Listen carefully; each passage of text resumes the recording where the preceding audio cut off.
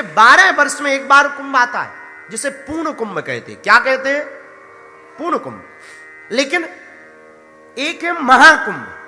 महाकुंभ का मतलब है 144 साल बाद जो कुंभ, 12 कुंभ 12 साल में एक बार कुंभ आता, और 12 कुंभ जब पूर्ण हो जाते हैं तो एक महाकुंभ बन जाता है। 12 साल में एक पूर्ण कुंभ आता, और ऐसे 12 पूर्ण कुंभ हो जाने पर एक महाकुंभ आता है। वही महाकुंभ प्रयागराज में 2025 में आने वाला है। जनवरी में 14 तारीख से फरवरी तक चलेगा। एक प्रश्न, कुंभ में कौन कौन जाते हैं? सब जाते हैं, हम भी जाते, तुम भी जाते। अमलात्मा, बिमलात्मा, महात्मा, ऋषि, मुनि, तपस्वी, जोगी, तपी, ध्यानी, ज्ञानी, सिद्ध, संत, गृहस्थ, फक्कड़, अघोरी, अवधूत, सब जाते हैं। तो क्या कुंभ जाने का कोई महत्व है? हां, जिस दिन स्नान का पर्व होता है उस दिन सब देवता वहां स्नान करने की इसलिए आते हैं क्योंकि जो भी स्नान करते समय मनोरथ किया जाता है वो पूर्ण हो जाता है और अमृत तत्व की उपलब्धि होती है। इसलिए कुंभ के स्नान की महिमा। एक प्रश्न और, किसी ने पूछा कि कुंभ में अखाड़ों की चर्चा आती है, ये अखाड़े कितने हैं? भैया अखाड़े हैं 13। 13 अखाड़ों के साधु जाते हैं। शैवों के 7 अखाड़े हैं। शैव परंपरा के 7 अखाड़े हैं। एक अखाड़ा उसमें जूना अखाड़ा है, दूसरा आवाहन अखाड़ा है, तीसरा अग्नि अखाड़ा है, चौथा निरंजनी अखाड़ा है, 5वां आनंद अखाड़ा है, 6वां निर्वाणी अखाड़ा है और 7वां अटल अखाड़ा है। ये 7 अखाड़े हैं शैवों के, पर 3 अखाड़े हैं वैष्णवों के। वैष्णव के 3 अखाड़े कौन कौन से हैं? निर्मोही अखाड़ा, हमारे जो दादा गुरुजी हैं आप निर्मोही अखाड़े के ही साधु। तो वैष्णव के 3 अखाड़े होते हैं, निर्मोही अखाड़ा, दिगंबर अखाड़ा और निर्वाणी अखाड़ा। 7 3 10 और 3 अखाड़े होते हैं उदासीन के, बड़ा उदासीन, नया उदासीन और निर्मल अखाड़ा। ये 3 अखाड़े उदासीन अखाड़ों के होते हैं। तो ऐसे 13 अखाड़े के महात्मा कुंभ में पहुंचते हैं। अब एक प्रश्न और किसी ने किया, प्रयागराज की महिमा इतनी क्यों है? प्रयागराज की महिमा इसलिए है क्योंकि वो तीर्थों का राजा है। पर तीर्थों का राजा किसने बनाया? श्री ठाकुर जी ने बनाया। वो तीर्थों का राजा क्यों बना? क्योंकि प्रयागराज में ही सर्वप्रथम इस पृथ्वी पर ब्रह्मा जी ने कहीं यज्ञ किया तो वो तीर्थराज प्रयागराज में ही पहला यज्ञ किया है। तीर्थों का राजा प्रयागराज को ही क्यों बनाया गया? एक बार पुलस्त ऋषि ने भीष्म जी को कहा कि आप पूरे विश्व की प्रदक्षिणा करो। भीष्म जी ने पूरे विश्व की प्रदक्षिणा की और प्रदक्षिणा का विराम प्रयागराज में किया, इसलिए प्रयागराज को तीर्थों का राजा बना दिया गया। पर महाराज, तीर्थों का राजा अगर प्रयाग है तो अयोध्या और वृंदावन क्या है? भैया अयोध्या और वृंदावन है भगवान का घर। क्या है? बोलो बोलो बोलो। मतलब ये सब तीर्थ हैं, यहां भगवान आते जाते रहते हैं। जैसे हम लोग हैं ना, हम जैसे पूना भी जाते हैं, नागपुर भी गए, बंबई भी जाते हैं, दिल्ली भी जाते हैं, लंदन भी गए, अभी होके आए, विदेश भी जाते हैं, पर लौट के बुद्धू कहां जाते हैं? घर पे ही जाते हैं। तुम लोग भी बढ़िया देखो, घूम रहे कथा में, देखो दांत निकाल रहे हो 3200 खीसा, बढ़िया कथा सुन रहे हो। अभी थोड़ी देर में भजन होगा तो ठुमका लगाओगे, बढ़िया पूरी खाओगे, फिर कहां जाओगे? घर जाओगे कि नहीं जाओगे? कि हमारे घर चलोगे? अरे इतना भी घूम ले, लौट करके तो घर ही जाएंगे। ऐसे ही भगवान तीर्थों में घूमते हैं पर लौट के घर जाते हैं। भगवान का कौन सा घर है? श्री धाम वृंदावन और श्री धाम अयोध्या भगवान का घर है। एक बार भगवान ने जब तीर्थराज प्रयाग को राजा बनाया तो प्रयाग ने सभी तीर्थों की बैठक ली, सबको बुलाया, सब तीर्थ बैठक में गए, मीटिंग में। लेकिन 2 स्थान नहीं गए, अयोध्या और वृंदावन। तो प्रयागराज भगवान से नाराज होके बोला, हमको जो आपने शासन दिया है, जो पद दिया अध्यक्षी का, वो गलत है। राजा हमको बना तो दिया पर हमारी कोई सुनता ही नहीं है। भगवान बोले क्या हुआ? तो प्रयागराज बोला, महाराज हम तीर्थों के राजा हैं, हमारी बात मानी जानी चाहिए कि नहीं? बोले बिल्कुल, पर हमारी बात नहीं कोई मान रहा। भगवान बोले किसने नहीं मानी? तो प्रयागराज बोला, सरकार सबने मानी पर 2 लोग उपस्थित नहीं हुए मीटिंग में। बोले कौन कौन? बोले अयोध्या और वृंदावन। भगवान बोले धत तेरे की, हमने तुझे तीर्थों का राजा बनाया है, अपने घर का थोड़ी राजा बनाया है। ये दोनों हमारे घर हैं, ये तीर्थ नहीं है, हमारे घर हैं। बोलो सीताराम, जोर से बोला। तो किसी ने पूछा कि महाकुंभ में जाना चाहिए? बिल्कुल जाना चाहिए। जो नहीं आ रहे उनको भी लेकर जाओ, ऐसा मौका मिलने वाला नहीं है। हमारी संस्कृति, हमारा सनातन, त्रिवेणी का संगम, संतों के दर्शन, भंडारे का आनंद, वह उत्सव, वह सनातन की परंपरा कितनी अद्भुत है। लेकिन वहां जाना तो हाथ जोड़ के प्रार्थना है, रील बनाने मत जाना, रियल में देखने के लिए जाना है। हाँ, आजकल एक बहुत खतरनाक रोग लग गया आदमी को, रील बना रहा है, जिसे देखो रील पे है। पहले के जमाने में हमें एक सज्जन, हमारे बहुत अच्छे मित्र हैं, वे बोले भगवान ने बड़ी कृपा करी। हमने कहा क्या हुआ? वो राजा हैं। हम कहा क्या हुआ?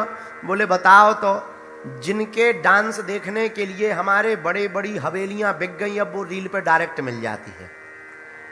अब आजकल देखो तुम, खूब डांस रीलों पे चल रहे। भगवान का मंदिर होवे चाहे जहां, एकदम लगे रील, निकाला मोबाइल, बन गई रील। रील में के चक्कर में आदमी रियल का बर्बाद हो रहा है। तो प्रयागराज तो जाना, रील के चक्कर में मत जाना, रियल के चक्कर में जाना। बोलो सीताराम। भैया जब रियल के रहोगे तब हनुमान जी दया करेंगे। जय जय जय गोसाई कृपा करो गुरु। हनुमान जी महाराज गुरुदेव की तरह कृपा करते। अब कथा पर चर्चा कर लेते हैं। कल हनुमान जी का जन्मोत्सव किस किस ने मनाया? जरा हाथ उठाओ। कैसा लगा कल? आनंद आया ना? कल हनुमान जी प्रकट भये कहां? अंजना माता के यहां। अब हनुमान जी बड़े हो गए। सूर्य भगवान को ब्रेकफास्ट में हनुमान जी खा गए। किस में खा गए? ब्रेकफास्ट। भूख लगी सो खा लिया, देवताओं ने स्तुति की सो निकाल दिया।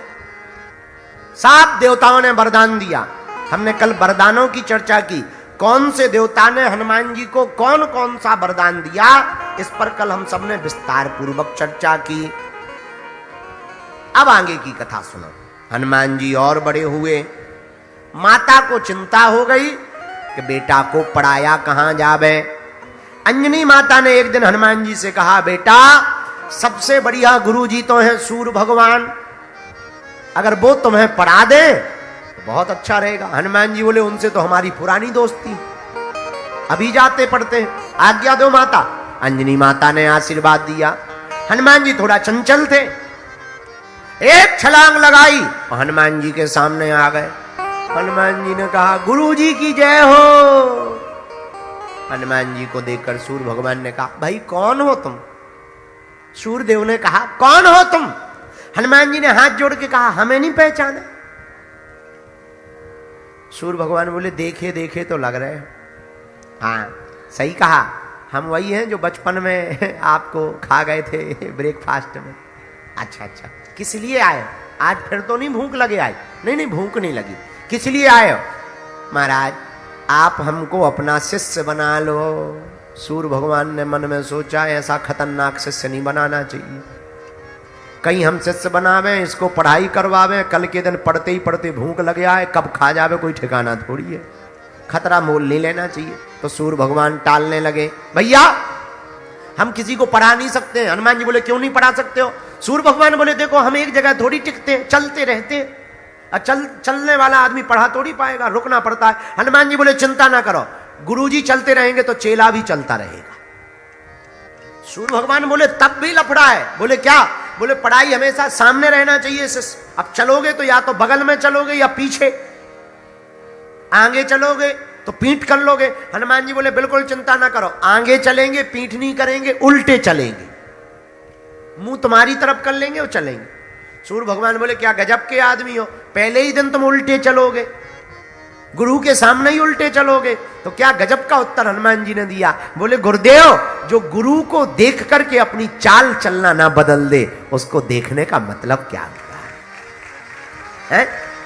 जैसी चाल चलते रहे वैसे ही चलते रहे, तो गुरु का मिलना और ना मिलना कोई काम का नहीं। गुरु को देख करके चाल बदल जाए। और क्या अद्भुत संदेश यहां पर हनुमान जी ने दिया। गुरु को देख करके संसार की तरफ पीठ कर ले और परमात्मा की तरफ अगर मुख कर लिया जाए तो क्या कहना है। अच्छा एक बात और, तो क्या हनुमान जी यहां उल्टे चलने की बात कह रहे हैं? तुम भी उल्टे चलोगे क्या? नहीं नहीं नहीं, ये हनुमान जी शिक्षा दे रहे हैं। छोटे में तुमने देखा होगा, छोटी छोटे बच्चों को जब माताएं चलना सिखाती हैं तो क्या करती हैं? स्वयं तो उल्टा चलती हैं। आजा बेटा, आजा आजा आजा आजा आजा, स्वयं उल्टा चलती हैं, पर बच्चे को सीधा चलना सिखा देती हैं। यही हनुमान जी शिक्षा देना चाहते हैं कि हम भले ही उल्टे चलें पर हमारे चेला सीधा चलना सीख जावे। बोलो सीताराम। जोर से बोलो, और जोर से बोलो। सूर्य भगवान ने हनुमान जी को विद्याएं दी, साधना सिखाई, और ज्ञान कितना मिला? गोस्वामी तुलसीदास जी ने लिखा, जय हनुमान ज्ञान गुण सागर, जय हनुमान ज्ञान गुण सागर, जय कपीस केहू लोक उजागर, श्री राम जय राम, श्री राम जय राम, जय जय राम, श्री राम जय राम, जय जय राम, श्री राम जय राम, जय जय राम। आहा, हनुमान जी को विद्या अध्ययन सूर्य भगवान ने करवाया। हनुमान जी के गुरु कौन है? बोलो बोलो बोलो। सूर्य भगवान कौन है? अरे जोर से तो बोलो। जो भी बालक बालिका पढ़ने वाले प्रतिदिन सूर्य भगवान का ध्यान करके अर्घ देते हैं, वह हनुमान जी की तरह मेधावी बनते हैं। हनुमान जी ने सूर्य भगवान से विद्या अध्ययन की, ज्ञान मिला। हनुमान जी ज्ञानी नहीं बने, ज्ञानी नामाग्रगण्यम सकल गुण निधानम वानरारामुधीसम रघुपति प्रिय भक्तम। हनुमान जी ज्ञानी नामाग्रगण्य, ज्ञानियों में श्रेष्ठ। कुछ लोग ज्ञानी तो होते हैं पर बुद्धिमान नहीं होते। ऐसे समझो, तुम ज्ञानी तो हो पर दिमाग खाली हो। मतलब बस तो बहुत सुंदर हो पर इंजन खराब हो। तो क्या बस किसी काम की है? बोलो बोलो। कोई लड़का या लड़की या व्यक्ति सुंदर हो पर चरित्र ढीला हो तो क्या किसी काम का है? हनुमान जी महाराज ज्ञानी भी हैं पर विनम्र भी, ज्ञानी भी है पर बुद्धिमान भी। अच्छा, कोई आदमी ज्ञानी हो बुद्धिमान ना हो तो बड़ा खतरा है, क्योंकि कब बोलना चाहिए, कितना बोलना चाहिए, यह भी बड़ा महत्वपूर्ण है। एक विदेश की बहुत प्राचीन घटना के बारे में जिक्र आता है कई बार कि एक कोई इंजन खराब हो गया मशीन का, तो इंजीनियर मिला नहीं, इंजीनियर नहीं मिला, तो एक आदमी बोला कि हम ठीक कर देते हैं। बोले भाई ठीक कर दो। स्टार्ट मशीन हो नहीं रही थी, उसने एक हथौड़ा लिया और दिया, फटा, मशीन चालू हो गई। तो मालिक ने कहा कि बोलो कितने रुपया दे? बोले $1000। तो मालिक बोला बड़े मूर्ख हो, एक हथौड़ा मारने के $1000। बोले नहीं नहीं नहीं, हथौड़ा मारने का तो एक ही $1 है, 999 तो इस बात के हैं कि हथौड़ा कहां मारना है। हथौड़ा कहां मारना है? $999 तो उस बात के हैं। तो कई लोग ज्ञानी तो होते हैं, पर बोलना कहां कितना है, ये बड़ा महत्वपूर्ण है। अब कोई रोता हुआ धरा हो, मर गया हो, और तुम कहो जिंदगी तो आनी जानी है, ये तो लगा ही रहता है, अगर रोने वाले का दिमाग खराब हो गया तो तुम भी अर्थी पे लेट जाओगे। आओ, आओ, आओ, आनी जानी है। अरे भाई थोड़ा मोड़ा बोल दिया, सांत्वना दे दी, झंझट खत्म। इसीलिए नकल तो हो, पर अकल भी तो होनी चाहिए। एक आदमी, ये जरा एसी बंद करो, एक आदमी बहरा था, बहरा, और कुछ लोग ऐसे होते ही हैं। एक आदमी बहरा था, जलगांव का, नाम चंगीलाल।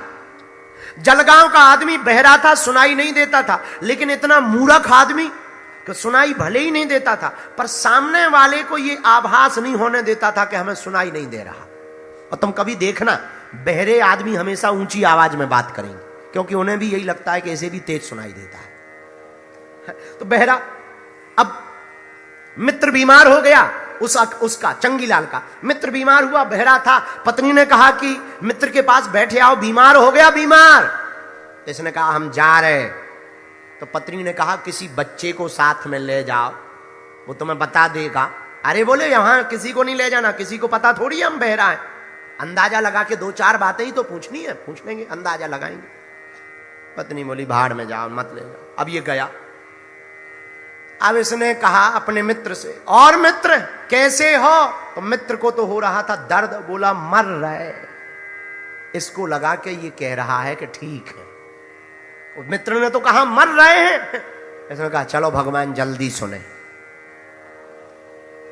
अब मित्र को बड़ी गुस्सा आई कि हम तो कह रहे हैं कि मर रही है, कह रहा है जल्दी सुने। अब इसने पूछा और बताओ कौन से डॉक्टर का इलाज चल रहा है? और मित्र तो बड़ा नाराज हो गया था कि उल्टा सीधा बोल रहा था। तो मित्र ने कहा जमराज का चल रहा है, यमराज का। इसका जवाब सुनना। इसने सोचा किसी का नाम बताया होगा, अंदाजा है, अंदाजा लगा, हाँ, वो तो बहुत फेमस डॉक्टर है, बहुत पहुंचे हुए डॉक्टर हैं, उन्होंने तो कई लोगों को ठीक कर दिया है, कई लोगों को ठीक कर दिया है, तुमको भी जल्दी ठीक कर देंगे। अब और मित्र का दिमाग खराब कि एक तो हम वैसी मरद धरी दर्द है, ऊपर से ये और आ गया पगला। तो अब फिर इसने पूछा अच्छा खाने में क्या बताया? तो मित्र तो झंझला ही गया था, बोले पत्थर बताए हैं, पत्थर। अब इसका जवाब सुनना, अंदाजा। अब अंदाजा था हाँ बहुत हल्का भोजन है, बहुत हल्का भोजन है, बहुत अच्छा है, हल्का भोजन है, खूब खाओ, खूब खाओ। इसीलिए कई बार अंदाजा बड़ा गलत निकल जाता। ज्ञानी होना बड़ी बात नहीं है, ज्ञान का प्रयोग कहां कितना करना चाहिए, ये विवेक होना और बड़ी बात है। कई लोगों को पता तो होता है, पर विवेक कर। जैसे एक और घटना घटी, अब हम बोल ही दें। यही झुरखेड़ा का एक आदमी था, मंगूलाल। किसी का नाम लेंगे बुरा लग जाएगा। एक आदमी था हमारा चेला मंगूलाल। मंगूलाल गया नागपुर। नागपुर में उसने सीखी गणित सीख कर आया। मां ने स्वागत किया, एक प्लेट में 2 लड्डू रखे, 2 लड्डू ले बेटा, आज मकर संक्रांति है, खा लो। इसने सोचा कि माता जी को गणित का चमत्कार बतलाएं। माता जी कितने लड्डू हैं? मां बोली बेटा 2 लड्डू हैं। ये बोला नहीं, हम 3 सिद्ध करके बताएं। मां बोली बेटा तू भले ही चाहे जितना पढ़ाया हो, पढ़ाई चाहे जितनी कर ली हो, पर लड्डू तो 2 ही है। बेटा बोला नहीं नहीं गिन के बताओ। अब मां ने गिने, मां तो गांव की थी, उसने गिने, 1 दूसरे पर उंगली रखी, 2। बेटा बोला 2 और 1 3।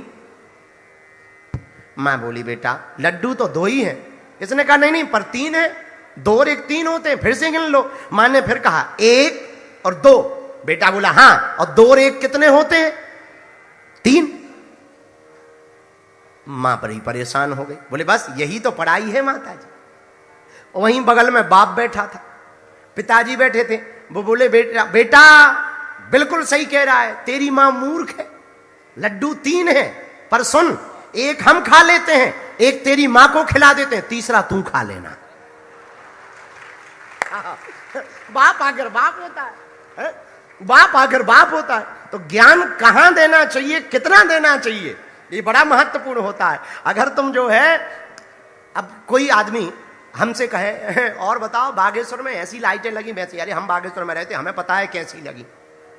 है। अब कोई हमको बागेश्वर की बात बतावे तो बड़ी विचित्र बात होगी। तो ज्ञान होना बड़ी बात नहीं है, कहां कितना प्रयोग करना चाहिए ऐसी समझ आ जाना और बड़ी बात है।